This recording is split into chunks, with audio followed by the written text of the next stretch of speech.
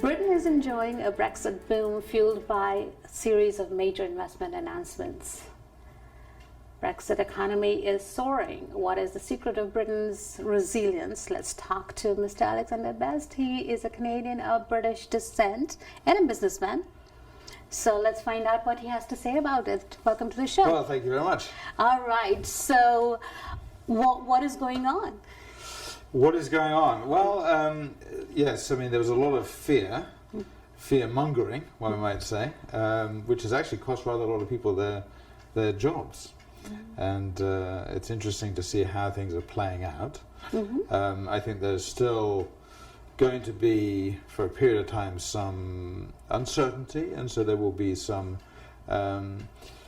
sort of turbulence in the waters. But one of the things that I think people forgot before and have forgotten after is that actually the British economy is really, apart from Germany, and Germany has actually its own struggles, ironically enough to do with immigration, particularly from the East, but it's actually been a very strong economy for quite a long time. And England used to be called the sick man of Europe. Okay, I thought it was Turkey. No, it was the sick man of Europe. I mean, this is the 70s, in the 1970s. And there's a kind of a symmetry to the whole story, because it was a woman who took Britain into the EU, which was Margaret Thatcher. And so now it's a woman, Theresa May, bringing England out. So it's kind of, very interesting. Well, what's interesting is that I suspect that Margaret Thatcher would be pleased, and to some extent sort of might even sort of accept that maybe Theresa May was cleaning up the mess that, in a sense, she created. Now, Margaret Thatcher, when England entered, Britain entered it wasn't the EU, European Union, it was the European Common Market. Okay. And the whole emphasis was on kind of greater free trade and the ability to lower tariffs and the ability for the Europeans to trade with each other in a simpler way, and so on. It has morphed since the early 1970s and changed. And a name says a lot, and a European Union carries with it a kind of a project which started from the beginning, which was really a French and German project, which was a sort of a response to two great world wars and a lot of bloodshed on in a lot of countries. And the idea was that if you could bind the Europeans together without shooting anyone, then then actually everyone would be at peace. The difficulty is that there is a kind of a reason why there were those wars, and that is because there's a strong identity, different language, and different culture, and creating a political institution doesn't necessarily resolve that. Right. How much of Brexit has to do with an anti-globalization sentiment? Well, I think it has a lot to do with it. Things have changed a lot. I mean, when Britain joined the European, what was then the Common Market, it was in the 1970s, and globalization wasn't even a thing. And since then, principally through telecommunications and cheaper transport, there has been this explosion in international trade of goods and of services that can happen in services instantaneously, finances, and that actually has been very good for Britain, especially the City of London and the processing of financial investments and exchange rates and so on and so forth. But it's also led to the movement of people. And when you have the European continent, which is well developed, is relatively safe, there are jobs and so on and so forth, then it's a magnet for people to move. And when the European community expanded, particularly to the east, a lot of Eastern Europeans moved to other parts, to Germany and a lot to the UK. A lot of Polish, for example, people moved, driven in large part by a building boom in the UK, and they've done a lot of construction and so on, which actually has been a great blessing Yes. to the UK, because they retained skills that in some ways have gone out of date. Now, the UK has a lot of old buildings. Now, modern building technology is all about, build it quick and sometimes cheap and flimsy, but if you've got an old building with bricks, you need skilled labour. So actually it's been a great boon, but it's also meant that now, you've got a lot more people who come from other places with accents and so on and forth. So people feel, I remember seeing a story about one particular town, I think it was in the northeast of England, and the Polish population of that town had actually risen about 20%. Yeah. So if you imagine it went from probably less than 1% in perhaps 10 years, then people have a sense of, well, wait a minute, it feels like we've been invaded and no bullets have been fired. So there is a kind of a reaction, a sort of a fear about that. But I don't think that that the British people are innately kind of xenophobic or No, I think it's also really important to have national identity. Yes. People have, because our culture is associated with it, our history is associated with it, right? It doesn't necessarily mean that they are against anybody, right? And the thing is, and things change, and it's great actually to have all that influence. So, for example, in Scotland, so what would you think would be the national dish of Scotland? I have no idea. Well, it's not haggis. Okay. Right? It's curry.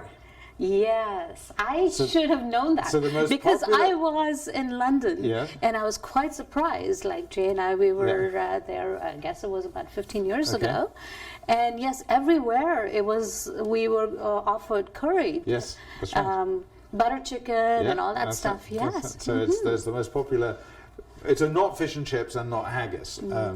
So that sort of shows you, in a sense, how. But it's always a balance, isn't it, as you say, between kind of people's. Yes, because people have national pride. So, what was it that really brought about this sentiment that we really need to do something and have our own identity? Well, I actually think it's much more to do with a kind of a concept of governance, of government, because the UK is, it's called the mother of parliaments, right? It was the first place that had representational government, although it was initially a very small group of people who had that power. But as history developed, it extended, and that's where the form of democracy around the world has essentially come from. And one of the aspects of the European project was that the control and decision making was transferred to Europe, but it wasn't transferred to another parliament, although there is a European Parliament. The center of power was essentially held by the bureaucracy.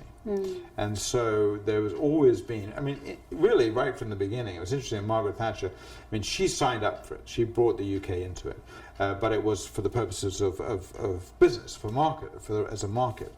Because there has always been a hesitation to fully embrace it. Well, and it was in a sense, she was undone. One of the reasons she was ultimately kind of removed as the Prime Minister was because there was a body of conservatives who were very concerned about where this was going, and that essentially it would end up being a European sort of central state with its own army and complete control in Brussels, in Belgium, and that wasn't what everyone signed up for. So it's been a tension, particularly in the Conservative Party, all the way through. So basically since the 70s. And so it's kind of it is kind of interesting that it would be a woman in the end who would. That's right, who would unravel it. Yeah. All right. So let's talk a little bit about what would this mean, the relationship between Britain and Canada? I know our government and many of our ministers were very apprehensive about Brexit, and they were telling Britain, stay. It's good for you to stay because you being here is good for us as a nation as well, and our trade relations. Now that the British people have made the decision to be out of EU, so what would that mean for Canadian relations? Well, I'll get to that, but it is worth just pointing out that, I mean, that spectacularly backfired. Whether it was the Canadian government or particularly the American president. Exactly. Going to the UK and saying, no, you shouldn't vote. I mean, that's almost guaranteed. You know, it was almost, I think the vote in favour of leaving kind of went up. President Obama did I go mean, the there. Americans would not like that if the British, Yes. you know, so, I mean, that's not a good basis to make decisions, but nevertheless there was a reaction to that. But there was also, I mean, generally people, whether it's markets or, you know, anyone doesn't like uncertainty, doesn't like change. But the reality is, I mean, there's been a tension all the way through the kind of the British relationship with Europe, because one of the downsides was a decline in the trade with the Commonwealth. And so Canada's part of the Commonwealth, Australia, New Zealand, well, for that matter, India, and so on. And so India doesn't actually have a trade agreement with the UK. So there's potentially a huge increase in down the pipe. And it was interesting that New Zealand, as soon as the Brexit happened, their trade department contacted the British government and said, we'll send you trade negotiators. Yes. Because Britain hadn't negotiated independent trade agreements with anyone for a very long time, because it had been done in Europe. But so, you know, all of this will get worked out, and there'll be trade agreements with Canada and so on and so forth. But I suspect, I mean, it's interesting because the assumption is that Europe is about free trade and global trade.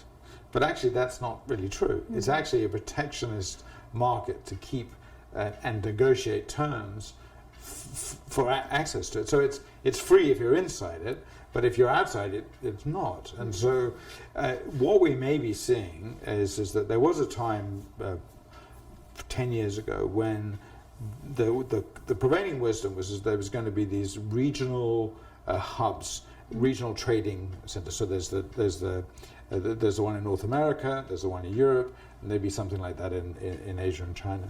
And that actually hasn't happened, and it's kind of unraveled. And I think what you're seeing is not probably, in economic terms, a reaction to globalization.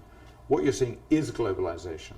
Because when the UK exits from Europe will have to rethink how it relates to the rest of the world. And I suspect what you're going to have is many more multilateral agreements, and actually possibly much freer trade. Now that may or may not be a good thing, because we would have different views on it.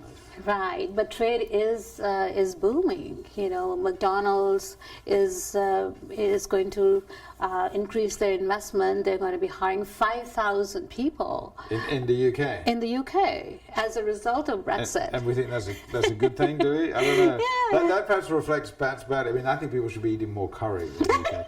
But they're obviously eating too much. I was talking about jobs. Yes, food-wise may not be such a good idea. I don't think eating more.